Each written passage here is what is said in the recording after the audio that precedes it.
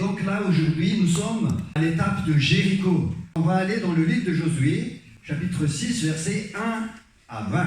Verset 2, l'Éternel dit à Josué, « Vois, je livre entre tes mains Jéricho et son roi, les vaillants guerriers. » Seigneur te dit ce matin, quels que soient les murs dans ta vie, il te livre entre tes mains.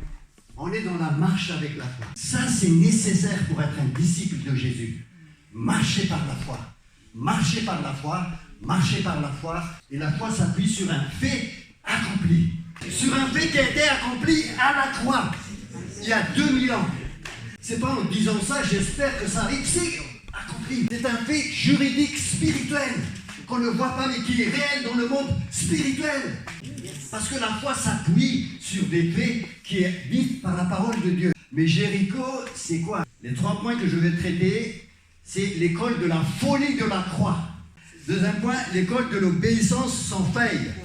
Le troisième point, l'école de la puissance de la louange. Justement, la louange qui va faire tomber les murs de Jéricho.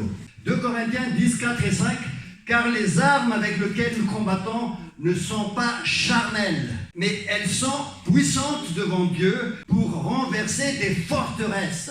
Renversons les raisonnements et toute hauteur qui s'élève contre la connaissance de Dieu et nous amenons toute pensée captive à l'obéissance de Christ. Et c'est des forteresses en Europe et en France d'une manière particulière. Il faut que ça tombe, il faut que la parole de Dieu se mette au-dessus.